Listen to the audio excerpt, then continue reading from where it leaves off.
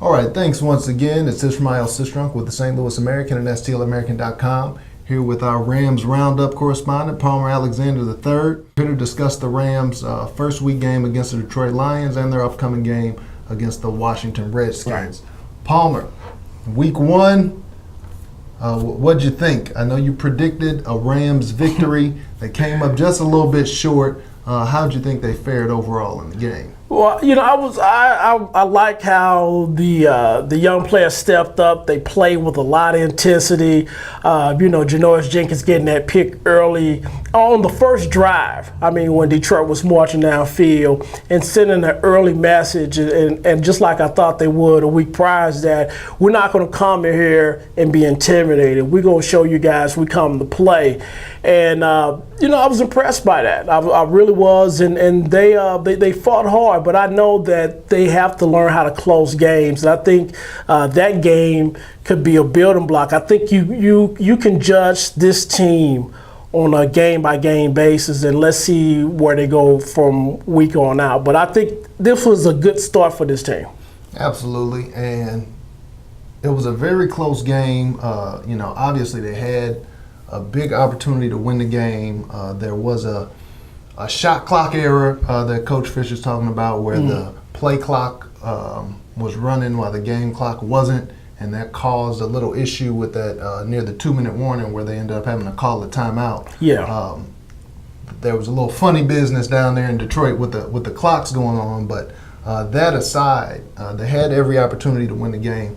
Thought the offense played pretty well. The offense kept them in the game. They scored 23 points, right. Which, looking at the last couple seasons, that feels like 50, 60 points to us. We're having Christmas in September. The defense held up pretty well until late in that fourth quarter. And right. I think part of that is the young players, like I said, going on the road with those young players, you don't know what you're going to get. There's going to be some inconsistencies there. But they definitely had a chance to win. And I think most Rams fans still look at this game positively. They say the Rams fought hard. This is a team that's going to be a playoff team. Mm-hmm. You got a quarterback who threw for 5,000 yards last season. You got a receiver who's maybe the best player in the game in Calvin Johnson. And the Rams are right with them to the end. Right, and I mean, not to nitpick, but the Rams could have had 5 interceptions in that game. At the end of the second half, when the Rams up 13-7, and Bradley Fletcher, pretty much reads the play all the way, and he gets there. Both hands on the ball, but he slaps it down, and he's like, "Oh man, I should have caught the ball," and then.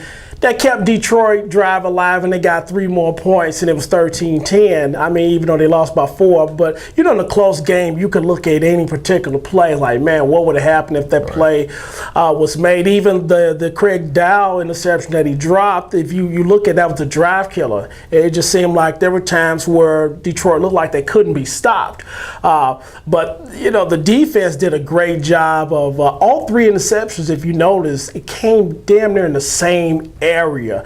They cutting him off underneath. As they had a guy outside, but they always had somebody underneath. Even with Jolon Dunbar, when he had the second pick, and then a pick 6 by Cortland Finnegan. So it was a good job of the Rams using that cover too, because they didn't blitz a lot, but when they did, they was blitzing from the outside, and nobody was just getting there. And you got to give the Lions credit. They offensive line did a great job. When the Rams sent people, they still wasn't getting close. And that last drive, Ishmael, it was that bend and break defense, and they was rushing 3 and dropping 8 guys in coverage, and they just didn't make a play. Right, and you mentioned Cortland Finnegan. I'll have to tell you, one of my favorite plays of the game, and I'm glad that they caught it on camera, is when Calvin Johnson, got hit, his helmet came off, and the little earpiece came off on the side, and Cortland Finnegan ran, picked up the piece, and chucked it off the side of the field. And that's the kind of player he is, and you need players like that. Yes. Cortland Finnegan, he's aggressive, he's fiery, and he's going to do whatever he can to win. So even just that little small, hey, that best player lost his helmet, let me get him out of here for a little bit. Exactly. I mean, he plays with a chip on his shoulder, and that kind of play is contagious. You know, I joked around about the bum disease or whatnot, but you know, when you got a guy that's ferocious and playing with that type of tenacity, it's contagious and it spreads. And it spreads. I mean, look at Rocky McIntosh. I mean, Jola and Dunbar was all over the place, solid tackling all around. I mean, that kind of play is contagious. I think if the front four, which has been decimated by injuries, I think once they get a few guys healthy, you'll really see this team do even better on defense. Right. And another thing that encouraged me, Jeff Fisher in the press conference, I think Monday following the game, he said a lot of people were texting him congratulations, saying you played a great game, you did so great.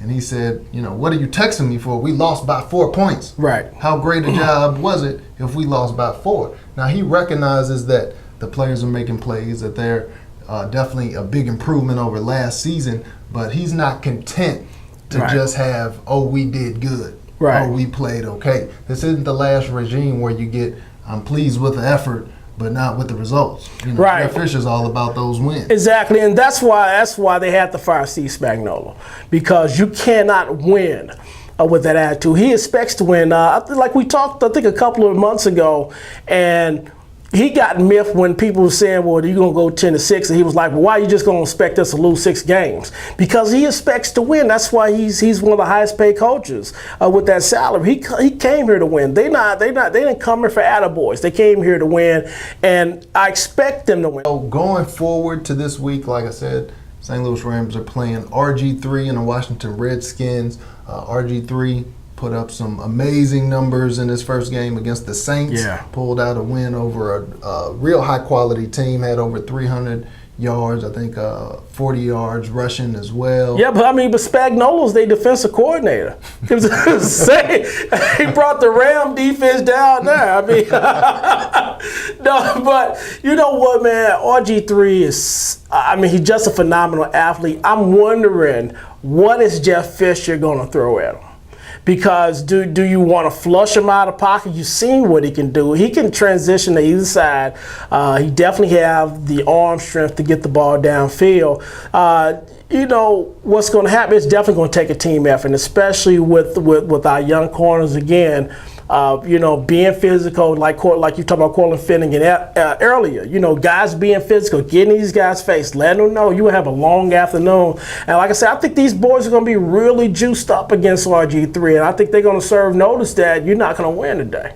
Yeah, it'll be a good battle, especially considering that, you know, the Rams were sitting in the spot to draft RG3. Mm-hmm. You know, we know, of course, this is due to Bradford's salary and, you know, a lot of other situations. They made the right move in trading. But this is a person the Rams could have drafted, you know, in that position. So to see Bradford, who, again, you know, he played pretty well, but he has a lot of room to play better. But to see Bradford matched up with the young rookie stud, you know, I think it'll be an interesting storyline. Oh, yes. Whether the Rams can come out on top remains to be seen. Do you think they'll pull out a victory? I definitely believe that the Rams will be able to win this game. I just like how this team plays with that level of confidence. And, you know, they got so many different young faces. A lot of guys wasn't here from the year before. So obviously they're starting their new regime is starting. You know what I'm saying? They've turned over a new leaf. They turned the page,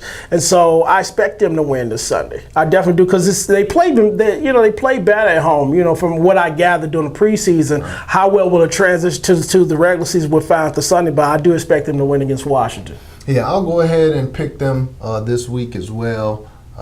Once again, it's going to be RG3's first time on the road. Hopefully the Ram fans will show up and make a lot of noise.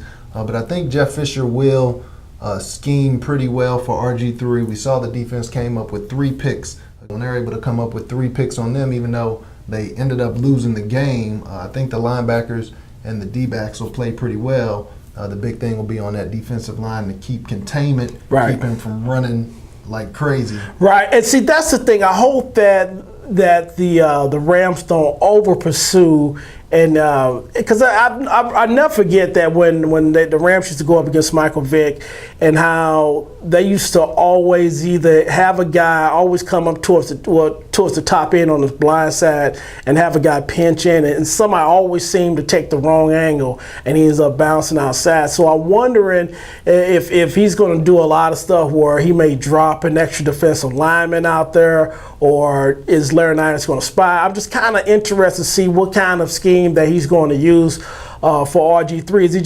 Is he not going to send any extra backers? Is he just going to sit back and let him look at that zone and see if he can pick it apart? So it'll be interesting to see. Definitely. So thanks for tuning in. Make sure you tune in to the game, see how the Rams do. If you have any questions, feel free to shoot them to us, leave them on our YouTube page. Once again, I'm Ishmael Sistrunk with the St. Louis American and STLamerican.com. Here with Palmer Alexander. Palmer, how can people reach out to you? You can follow me at Talk Sports with Control Cast. You can watch me at STL American videos right on YouTube. All right. Thanks for tuning in.